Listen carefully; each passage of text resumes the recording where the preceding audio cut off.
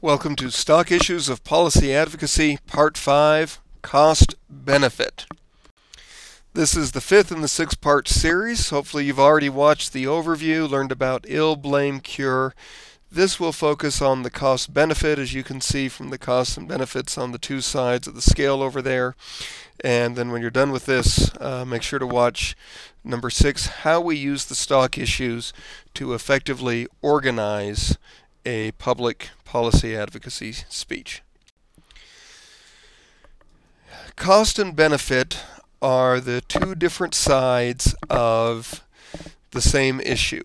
And fundamentally, it comes down to this idea of whether or not a policy is worth it. Do we have more positives or benefits, or do we have more negatives and costs?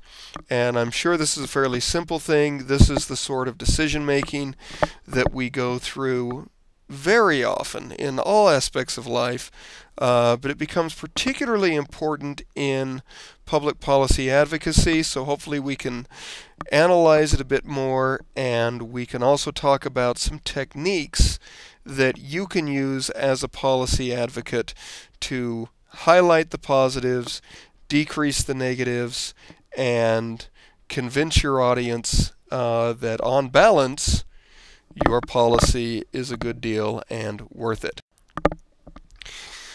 I have become increasingly convinced as of late that there are a lot of double-edged swords in life. And I use this metaphor with the idea that one side of a sword blesses us, another side of a sword curses us.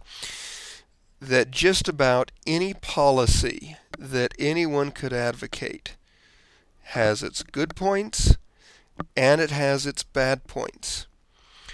And so for me at least, when we start talking about whether or not we should adopt or implement or whatever a specific policy, the question becomes one of trade-offs. What do I get? What do I give up? At the end of the day, what's going to happen here? And so think about your policy being a double-edged sword. And we'll talk about it a little bit later in the presentation, but anytime something is so great that it doesn't have any costs, that's a red flag for me to start to become very, very suspicious. And I don't think I'm alone in that attitude. All right. So the first question that we need to ask and anticipate, ask and answer for our audience is, what will the policy cost? Every policy is going to come with its unique set of negative consequences. So what are those negative consequences? What are the possible disadvantages?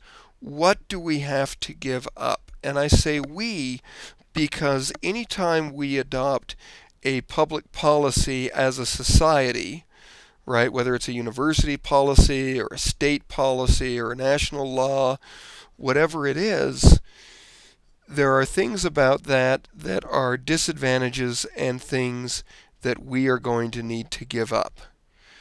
How are we inconvenienced? What otherwise freedoms might be limited? What is the cost, perhaps in terms of a monetary cost? That, yeah, I'd love to have this policy, but taxes will be increased because of, right? I mean, that's a normal thing that we can anticipate with most new policies. So what is the cost? What are we going to have to give up in terms of negative consequences, disadvantages, limited freedom, financial sorts of costs, time sorts of costs? There you go. And be open and honest with your audience about the potential costs. Talk more about that in a bit. We can also ask the question, how will the policy benefit? Obviously, you wouldn't be advocating this great new policy unless you thought the policy did some great things. So what are the positive consequences? Well, one of those obvious positive consequences is going to be the elimination of the ill. So that's the obvious consequence. We resolve we relieve the pain and suffering involved with the ill through the implementation of the cure, and that becomes a great consequence. Again, what are the possible advantages? What do we stand to gain? So if this is a great policy, and I'm assuming it is, otherwise you wouldn't advocate it, what are the great things that we get out of it? So what is your responsibility as the advocate? Both in terms of being effective and in being ethical, I would suggest that every advocate needs to do these three things. First, acknowledge the costs.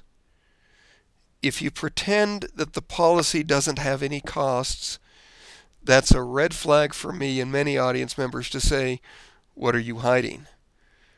And as soon as we think that you're hiding something, we then begin to doubt your goodwill and your good moral character, your trustworthiness, your ethos. All of the sudden, you are less persuasive because you no longer have that artistic proof on your side. If I'm upfront as the advocate about the costs, and I make it obvious that I'm not really hiding something, then that acknowledges my goodwill, gives my audience reason to trust me, my good moral character, my ethos increases. That becomes a very helpful artistic proof that I can use. So acknowledge the costs. However, you do want to emphasize the benefits. Again, how is this going to solve some problems? What are some great things that are going to happen? Make a big deal out of the benefits. And most importantly, show how the benefits are going to outweigh the costs. When I talk about this, I'm talking about it in terms of weighing the issues. Now, at first glance, you look at this and say, oh, it's not quite right. Left-hand side has lots of rocks, but that one rock on the other side seems to be outweighing them all.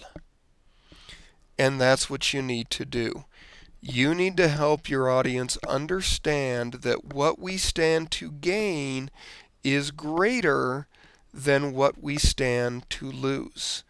Ways that we do that is we pile advantages and disadvantages on either side of the scales.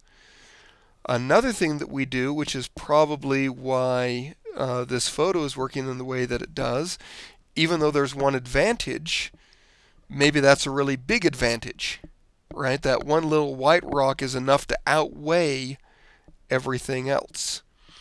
The other thing that's probably going on in this picture is, where is the fulcrum? Where does the fulcrum move? And it is this weighing of issues that becomes the sticking point in so many instances of public policy. Let's take a fairly simple aspect of public policy. Security at airports. So I want to go get on the plane, but before I can get on the plane, I have to show my ID, and I have to walk through the metal detector, and I have to take off my shoes, and all of those become some pretty significant inconveniences. Those would be disadvantages. I have to take off my shoes, it takes longer, I can't take my little penknife on the plane with me, right? So these are problems. But at the same time, once I go through all of that, I can be reasonably assured that no one else has smuggled in a gun or a knife or a bomb in their shoes. How much inconvenience in my security check am I willing to give up for the security that none of the other passengers on the plane have dangerous things going on? And every person and every audience is going to weigh that slightly differently, right? So where are we going to weigh that? And so when I talk about that it's the job of the public policy advocate to weigh the issues, that's what I'm talking about. How are you going to help us understand that what we give up, though real, is less significant than what we have to gain?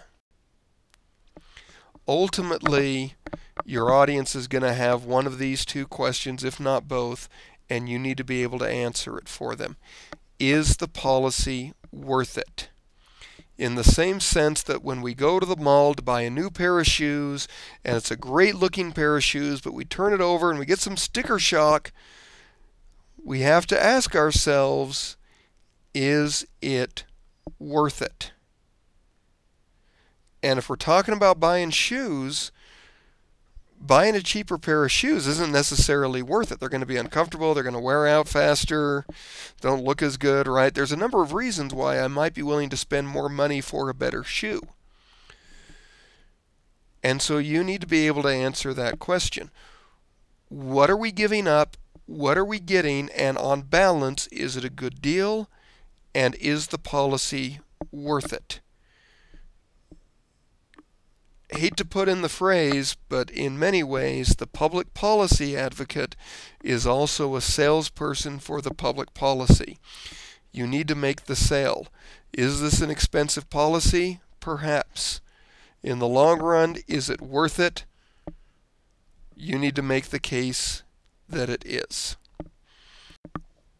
So that's the idea of cost benefit, and both of them show up together, and they are two different aspects of the same concept. Your job as the public policy advocate is to show that the benefits outweigh the costs. And that brings us to the end of our stock issues. So you showed that there was a problem with the ill. We analyzed that with the blame. You're giving us the cure, but you're also convincing us that the cure is not worse than the disease. The cure is the cure that we want because the benefits of the cure outweigh the costs. Only other video that's left to watch is the one about how we organize all of this together to make an effective public policy speech and presentation.